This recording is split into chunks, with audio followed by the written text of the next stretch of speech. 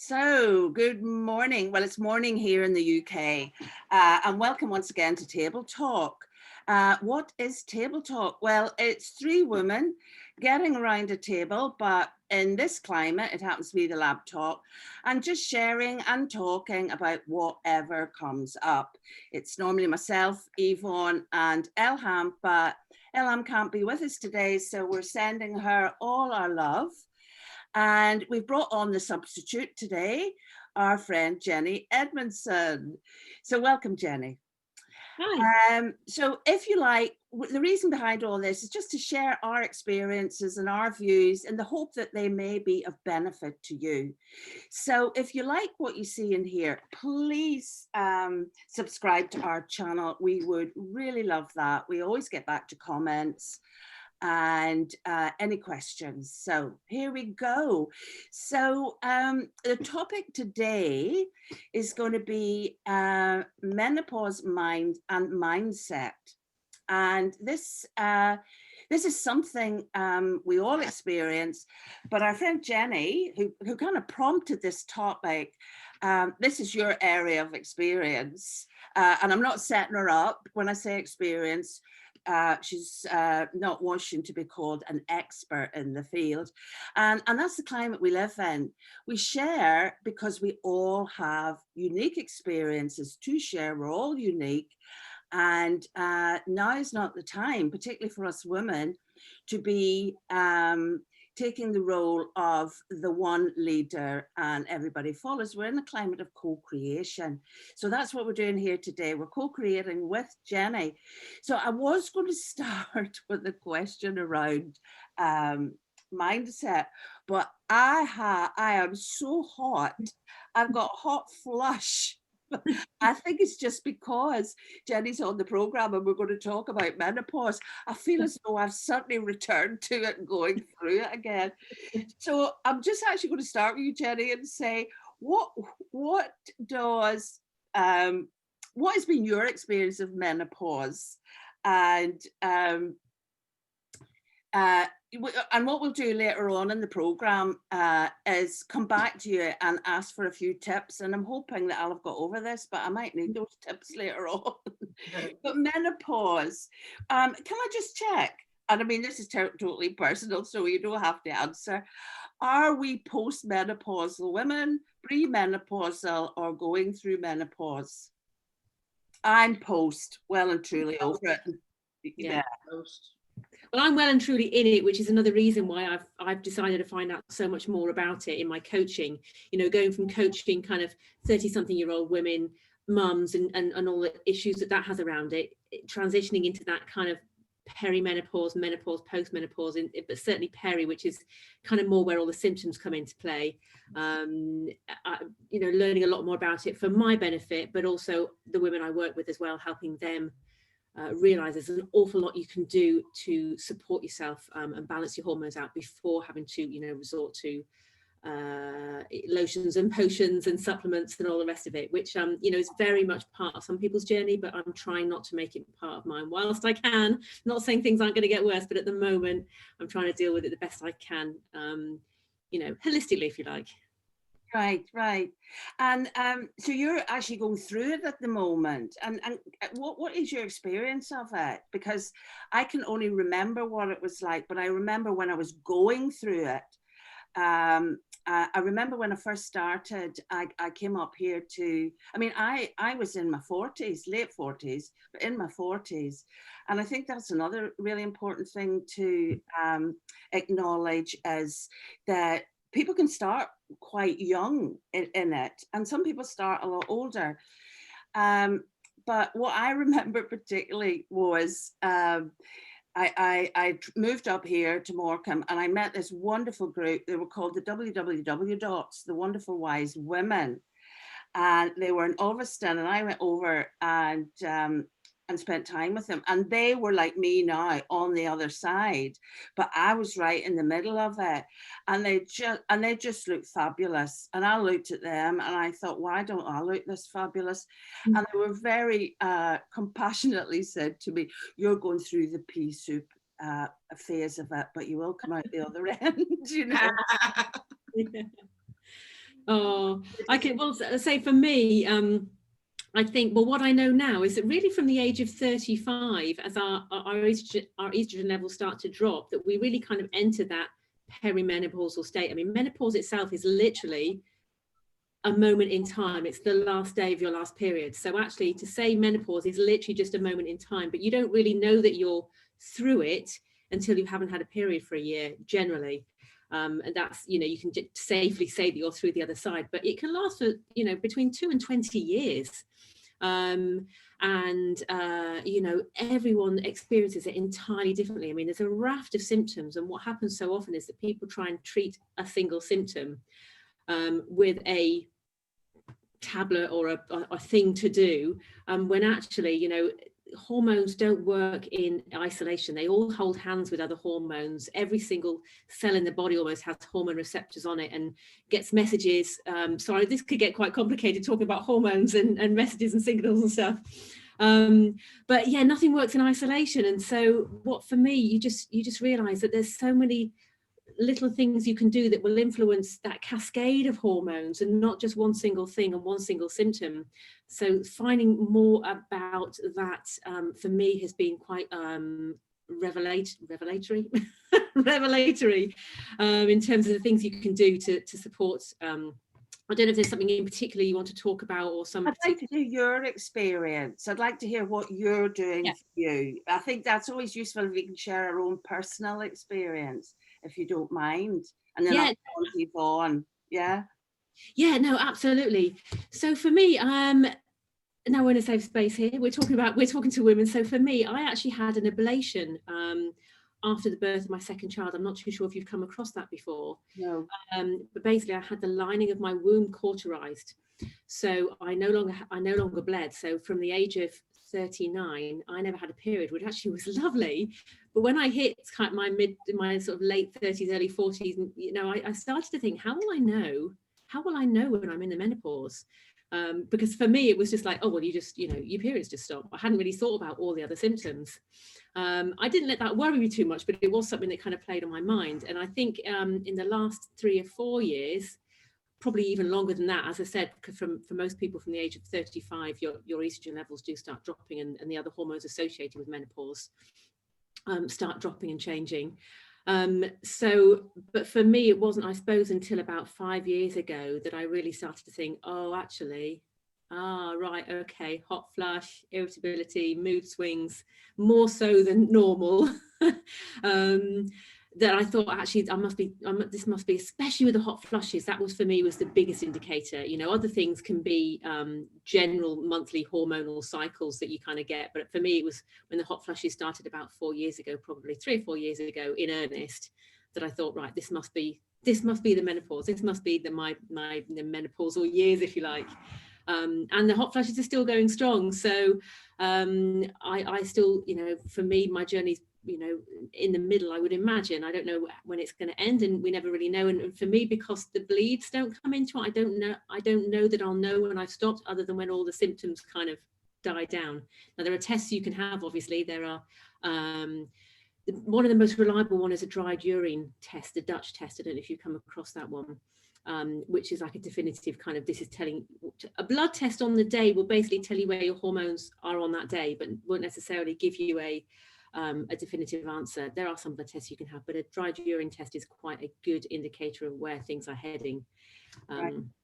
But yeah, so my journey at the moment is very much when I felt those hot flushes and the night sweats and the, you know, increased irritability and things, I started to look into sort of, well, what can I do? What there must be ways to deal with this. And my mum actually gave me a book. I think I probably got it here actually. Oh yeah, it's this one. The New Alternatives to HRT. And I read that. Brilliant book, actually. Yeah. Oh, you got one of you. Yeah. Got that. Yeah, okay. And it's funny because I thought, well, I don't need that. You know, I'll be fine. I've always kind of like, oh, I'll be fine. But then as the hot flushes really started to take hold, I was like, oh no, perhaps I do need to read that. And also a friend of mine in the training world as well is she deals a lot with menopausal women. And I looked at some of her stuff and I thought, you know what, actually there's a lot you can do without resorting to hormone therapy. Okay, thanks, Jenny. Yvonne. Yeah, hi. Yeah, it's interesting because a couple of things that you said, it's like, I mean, I don't know, menopause, does it end or it's a transition? I see it as, because hot sweats, I still have occasional hot sweats. And I remember my own mother saying that the hot sweats seem to just keep coming. Not, they dissipate, they sort of like become less intense. So it comes up, goes down. But perimenopause, when I became menopausal, it wasn't a heard of thing. It wasn't accepted. And the symptoms I were experiencing would now be deemed as perimenopause because I was 32. And like you, I didn't have regular periods through my life. So I never really knew, is it menopause, is it not? They couldn't tell by, and there wasn't the testing and stuff. It was more a looking into an exploration of like my nervous system. That's what came up for me. So I was sent to a neurologist, and then I was sent to all kinds of consultants, because the focus was off the perimenopause, and it was sheer I'm going to say intuition, that I went into this bookshop and found I wasn't looking for anything to do with menopause or perimenopause. And it was a book by a lady called Leslie Kenton, and it's called Passage to Power. That was just a completely, an opening up for me into not just my symptoms of menopause, but it was connecting with my pathway into spirituality. So the two were coming together, not knowing that at the time. On reflecting now, as you were saying, I thought, gosh, yeah, I didn't realize, I didn't connect it at the time. The dots have just connected for me there. That was because I started exploring what is happening with me. It was what's happening to me. No one else around me seems to be having all these, like, putting on weight, but all the range of symptoms. And so I was becoming stressed with it. I was anxious. My mother, it's never been something, it's always been an elephant in the room in our household, talking about periods and, women's stuff. Don't talk about it. So that wisdom, when mentioned about the wise women, and I thought, yeah, all that seems to be like an ideal for me. Is like it's holistic, it's the whole of it. It's so, yes, the physical symptoms were a very natural process. However, I'd got beliefs around, menopause is terrible because my mother had an awful menopause. So I was fearful of it, oh my God, what am I going into? So because she had a terrible one, I was having a terrible one. It's like, it's horrendous, it's awful. So there's a belief system in there that I can see, and that's part of the spiritual path. And it's all seems to be together. It's together. It is a passage of power. It's a transition, and it's like, I know Gwen's done shamanic rites of passage, and I think that's relevant in it. It's like, how could we just bring all this together and, honor this path that it's definitely love that. Yeah, there's definitely an acceptance, isn't there, of this is so many people trying to fight it and saying, we're gonna hold it off, and it's just like, no, this is just part of being a woman. It's, you have to go with it and respect your body and respect what it's going through, and respect the journey that you're on and go with it rather than try and fight it. Sorry, Gwen, you were going to... No, it's fine. We all have something to say, but I was just going to pick up what Yvonne said there, because yes, my mother's generation was the same, and we didn't speak about it, and we use euphemisms around it, like the change, and it was this daunting, scary passage, that that wasn't spoken about. And I think this is why this conversation is so important. We need to be talking about the menopause. We need to be recognizing in the workplace how it affects women, you know, how it affects you at home, and not and to be allowed to experience it and express it. I mean, I remember when I went through it, I mean, my poor husband at the time, the duvet was on, the duvet was off, the duvet was on at night, the duvet was off. But there wasn't a there isn't a culture in this culture anyway, and in more tribal traditions, of course there is. It is a ceremonial passage of rites, but how can we see it as an important transition into eldership, into our power, into something else, if we don't even talk about it, and it's taboo and it's not recognized, and women are suffering through it? It shouldn't be a suffering. And a lot of people, and what I also think is, at that period in time, you start to feel so much less, so it affects your confidence, your overall appearance, your sense of self, because your sense of self is changing. You know, you are transitioning into another stage of your life, and it's a time to be held. It's a time to be walked through that, and for you to be able to express who you are becoming on that path and who you're choosing to be. And I think an awful lot of us older women would be stepping more into our eldership and our power if we were talking about this, if it was recognized as something very important and significant in our lives. And if our and another issue is sex and menopause. We don't talk about that, and it's so important, because so many relationships and marriages break down because of menopause. And we need to be saying, well, actually, yes, this is what's happening to your body. So you will find that, you know, you may need to use a lubricant, and be able to offer the suggestions that might be useful to help people continue to have healthy sexual relationships and be intimate. I think that's another thing. Intimacy breaks down. Yeah. So great conversation, really, and we need more of it. Yeah.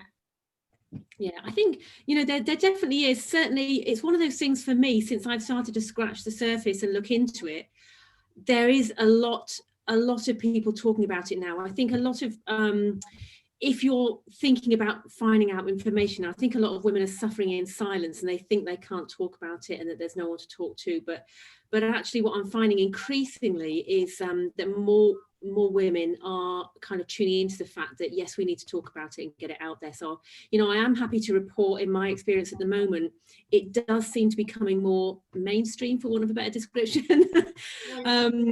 But there's still a long way to go, for sure. I think it's an awful long way to go, because it's like, and this is going to take us on beautifully into mindset.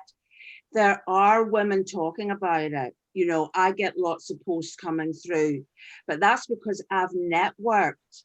You know, I have researched menopause. So I'll find a conference that's about menopause, or I'll find somebody who is maybe in the world of nutrition who'll do something on menopause. It is becoming more visible, but in everyday conversation, you wouldn't go to the butchers and start talking about it. You know what I mean? So that's brilliant, because yes, just for anybody listening, there is information available, but you do have to go look for it. So what we want to make it a lot more mainstream. You know, we want to be able, like women in women's circles and outside of that, you know, in school, we should be talking about it in school. You know, just as we should be talking about sex education in a totally different way in school, you know. But yeah, you're absolutely right. And I know you're doing an awful lot to help women as well, Jennie. So thank you for that. But Mindset. Yeah, mindset. What do we think mindset means, Yvonne? No, I don't know what mindset means. When you're speaking, and then this is my process lately. I contemplate words. It's like I'm reevaluating, retranslating vocabulary. It's like, what does that really mean? That's So what does mindset mean to me? I set my mind to something. I set it in a fixed way. It has become a buzzword. It's definitely around a lot at the minute. So I think it's brilliant that you said that, because I was asking myself the same question. I know what mindset means in the entrepreneurial world. I know what mindset means in business and that, but what does it mean to me? So Jennie, what does it mean to you? For me personally, I think it's just how I deal with situations, how I feel about them, and accepting that there's not necessarily a right or wrong. It's just how I see it. And there's the mindset is not about, it's taking away the expectation that you should do something, or that you should feel a certain way, or that you should go about it a way because that's what other people have said or whatever. I guess the mindset for me is taking control of the situation myself and feeling my way into what I should be doing. I don't know if that makes sense. Yvonne, does that make sense?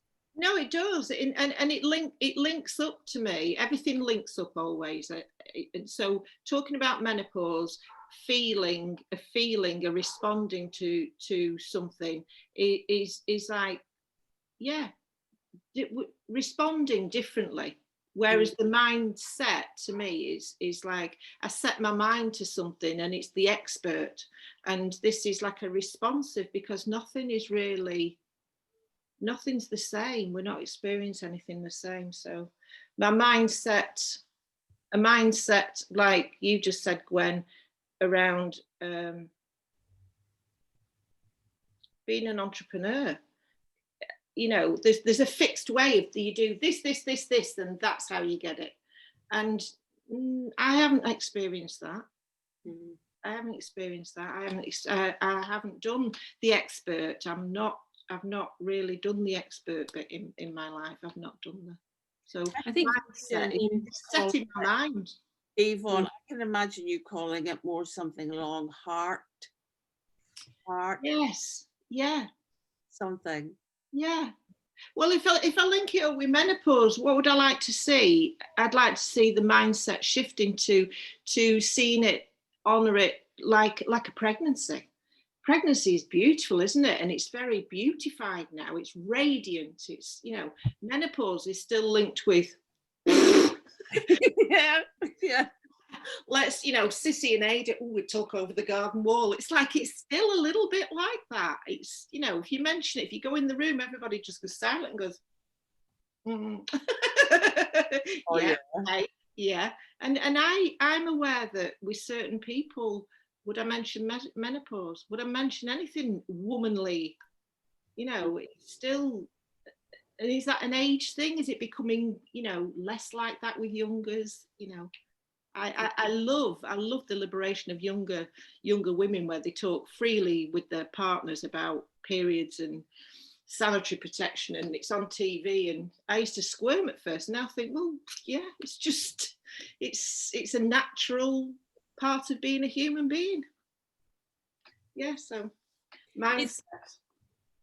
Yeah, it is, isn't it? I mean, I talk to people a lot about mindset when it comes to health and fitness, and encouraging people to perhaps to change their mindset in terms of, because you do have to look at things differently in order to progress sometimes. If you do what you've always done, you'll get what you've always got, that kind of, that comment. But so there is definitely a mindset shift that people have to make changes in their life. But I think you have to discover it for yourself. I mean, I quite, I like motivational quotes and inspirational stuff. They give you a little bit of a boost when you see them, but actually they're forgotten 5 or 10 minutes later. You do have to go through a whole paradigm shift to make things permanent and to, to go beyond that. But yeah, I mean, mindset work, I mean, and mindset it's a work, it's a journey, it's in progress all the time, isn't it? It's not just right, this is my mindset now. it's a journey. And certainly, you know, in the menopause as well, you know, stuff that I had my mind set on 20 years ago, I certainly, you know, it's very different now.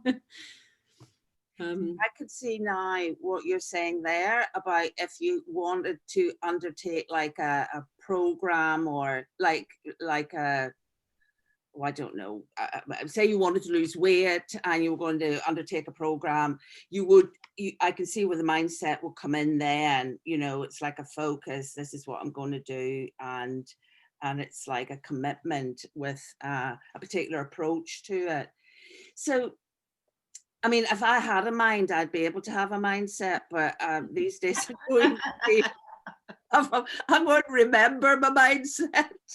I hardly remember what I did yesterday. I have to write everything down.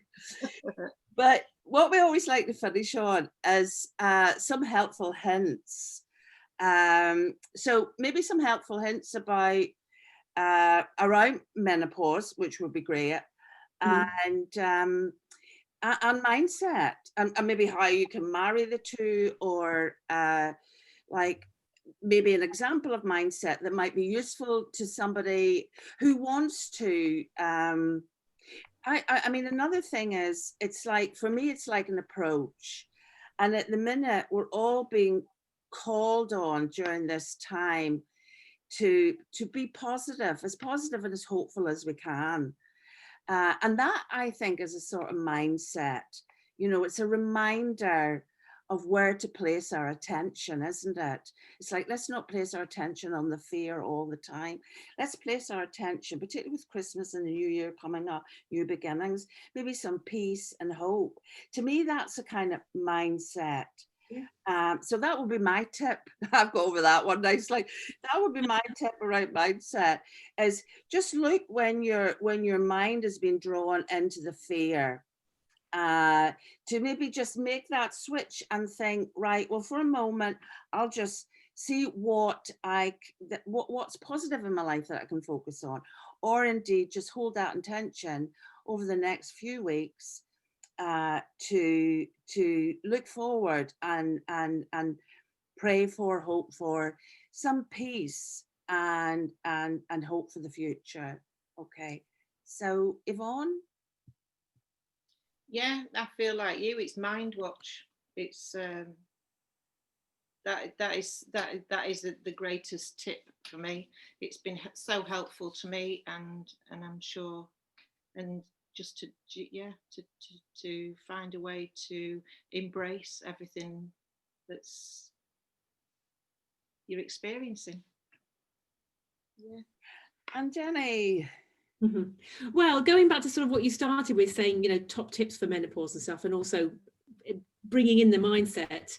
So mindset wise, my top tip around menopause is accept it, don't fight it, you know, and work with your body and not against it. So just understand that this is happening, whether you like it or not, and understand that what you could do in your 20s and 30s, you are going to have to make some changes in your 30s, 40s, and beyond, if you are to remain in control, to have the energy, and to be able to you know, live the life that you want to live, that we all deserve to live. That you can't necessarily eat the rubbish that you've been eating and drink as much as you've been drinking and not exercise, because if you want to grow old with, this is what I say to people, it's all about growing old with dignity and choices. And to be able to grow old with dignity and choices, you have to have a strong mind and strong body as much as you can. And you can't just sit and expect that to happen because you want it to happen. You've got to work at it. And I think that's a bit of a mindset shift as well. It's just like, these things don't happen without putting a bit of effort in. You know, people who look fantastic in their 50s and 60s and 70s and beyond are strong because they're working at it. You know, they are doing some exercise, they are eating well. They are, you know, not to say, I mean, I love a glass of wine at the end of the day. I'm not saying give up drink, but I know, and it's one of the things that made me think about nutrition and menopause, and this could go on for another hour, so we're not going to go down that line, but I know that if I drink too much, I get hot flushes like you read about. I know if I have a lot of sugar in my diet, I get more hot flushes. I know when I'm stressed, and cortisol is another huge subject when it comes to menopause and the effect that it has with us when we're stressed, and those menopause symptoms come out even more. So for me, I think top tips would be, you know, just move more, think about some exercise, Drink lots of water, take some time out, meditation, walking, taking some time out, because stress massively complicates menopause and impacts it. So stress reduction activities, whatever that looks like for you, whether that's exercise and walking and meditation. I'm not prescriptive, I'm just saying find what works for you. But I think the biggest thing is to work with your body and not against it, and know that it is going to be a bit of work. You might have to make some big changes. Oh, Jennie, that's lovely. Thanks so much. It's been so lovely to have you on. It's lovely for us to have a guest on, and you being our first guest, which is fantastic. Thank you, thank you. So everybody, that's us for today. I hope you've enjoyed it. We have, as always. And please write your comments below. And we will respond, we will reply. And if you have any topics you'd like us to cover, please write them in the post. So this will be my last appearance before Christmas, only because I won't be around. Well, I will be around, but I won't be home. Well, I hope I'll be around. So I don't know what the other two are thinking of doing. It will be Christmas Eve, so I don't know. They may have other things to do. But I just say that because I want to wish you all a very, very Merry Christmas, or very, very Merry holidays, festive season, however you experience it. And I do wish you peace and hope and light for the forthcoming new year. Love to you all. Do you want to add anything to that, Yvonne? No, it'd be ditto, just blessings of peace. And blessings of peace. Keep faith. Keep faith. Keep faith. I thought you might like to say that. All right. Thank you, everybody. And see you next time.